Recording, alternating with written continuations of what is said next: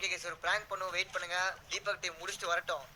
Rematch கலாட்டம் ஆடுறீங்க, ஏதாவது ஒன்று சொல்லுவோம், ஏதாவது இந்த டீமை சொல்லி தோக்கடி போயிட்டு ஏதாவது ஒரு பிராங்க் பண்ணலாம். இருங்க.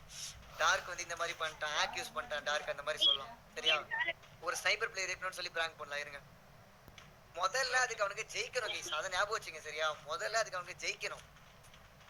ஏன்னா மேட்ச் எப்போ வேணா எப்படி வேணா மாறும். சரியா? முதல்ல இருங்க, அவங்க ஜெயிக்கிட்ட வெயிட் பண்ணுங்க. ஜெயிச்சதுக்கு அப்புறம் நான் சொல்றேன். டேய் ரூல்ஸ் படி ஒரு ஸ்னைப்பர் பிளேயர் இருக்கணும்னா உங்க டீம்ல இல்ல. சீரியஸாவே பேச போறோம், புரியுதா? சீரியஸான பிராங்க், சீரியஸாவே பிராங்க் பண்ண போற அந்த பசங்களை. ஓகேவா? கூகுள் நீ தான் நல்லா இது பண்ணு. சரியா? ஓகேண்ணா. நோ நேம் நாக்கு தீபக் பேக் அடிச்சிருக்கான் பாருங்க இந்த இடத்துல. அவர் தான் தீபக் ஒரு நாக்கு வச்சிருக்காரு. 2v2 பாருங்க. எஸ்பெக் ஒரு நாக்கு.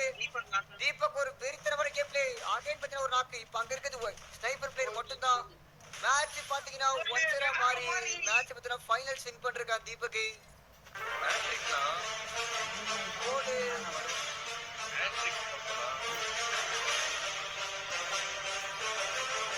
டார்க்கோட எழுச்சியை தான் பார்க்கணும் ப்ரோ. அவன் அடிச்ச ஒரு ஏசு தான்.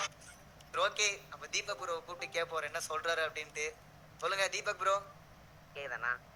தீபக் ப்ரோ, ஆமா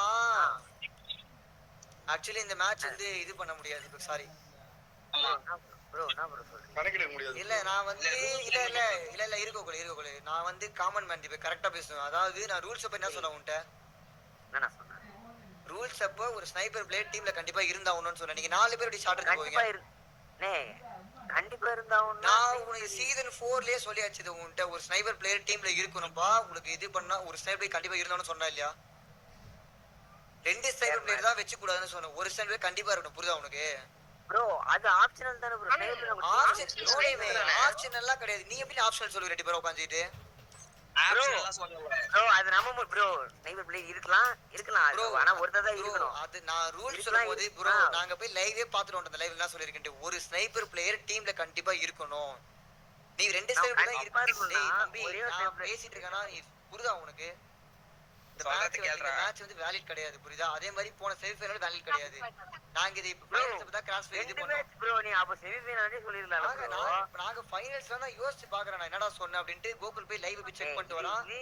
மிஸ்டேக் நானா நைட்ல சொல்றேன் தம்பி மிஸ்டேக் கிடையாது. நீங்க 4 பேர் போயிட்டு ஐடிங்க உட்கார்ந்து பாத்துட்டு இருக்கோம், வேடி பாத்துட்டு இருக்கோம். எவ்வளவு பேர் நாங்க சார்? அதுதான் சார் ஃபார்மேஷன், அதுதான் புது பிளான் நாங்க கிரியேட் பண்ணோம். 80% பேர் நோட்ரேட் நான் தம்பி, அது தப்பு கிடையாதுப்பா. வந்து நாங்க போன லைவ்லயே போய் பாத்துட்டு வந்துட்டோம் என்ன சொல்லிருக்கோம் அப்படின்ட்டு. ஒரு ஸ்னைப்பர் பிளேயர் டீம்ல இருக்கணும். தென் ஒரு இன்ஃபினிட்டி பிளேயர் இருக்கணும். அப்புறம் 2 இன்ஃபினிட்டி பிளேயர் இருக்கணும் சொல்லிருக்கேன், ஓகேவா? அதே மாதிரி ஒரு மேக்டன் இருக்கணும், புரியுதா? இப்படி இருந்தாதான் அந்த மேட்ச் வேற ஒண்ணும் பண்ண முடியாது தம்பி. ஏன்னா இந்த அளவுக்கு எல்லாம் பண்ணிட்டு கூடாது. கரெக்டா விளையாண்டா மட்டும் தான் அந்த மேட்ச் நம்மளால கரெக்டா கொண்டு போக முடியும் சீசன் 5. புரியுதா? பா உள்ளவா கோகுலே, நான் கோகுலே அக்கா டீம் கூட மேட்ச் ஆடி வின் பண்ணி மறுபடியும் ஃபைனல்ஸ் வின் பண்ண மட்டும் தான் அது உண்மையான ஃபைனல்ஸ், புரியுதா? இந்த தேவையில்லாத வேலை பண்ணிட்டு கூட உட்காந்துட்டு, புரியுதா? என்னடா கோகுலே, ஒழுங்கா ஒரு ஸ்னைப்பர் பிளேயர் டீம்ல வைங்க. விளையாட மாட்டேன் ஸ்னைப்பர் பிளேயர் ஒழுங்கா ஆட மாட்டறனால விட்டேன் நான். டீமுக்கு வந்து அட்டாக் பவர் இல்ல, அதனால நான் ஸ்னைப்பர் பிளேயர் வராம ஷார்ட்டேஜ் பண்ணோம். நோனேமே ரூல்ஸ்லாம் புரிதுப்பா. நான் சொன்ன ரூல்ஸை ஃபாலோ பண்றதுதானப்பா கரெக்ட். நோனேமே கரெக்ட் தானே? தப்பு பண்ணிட்டோனே. உள்ள எனக்கு ஒரு சின்ன வேலை கொடுத்துருக்காங்க வீட்ல. சின்ன வேலை கொடுத்துருக்காங்களா? வர சொல்றாங்க. என்ன வேலை கொடுத்துருக்காங்க உங்களுக்கு? போய் விட்டுட்டு இறக்கி விட்டுட்டு வர சொல்றாங்க.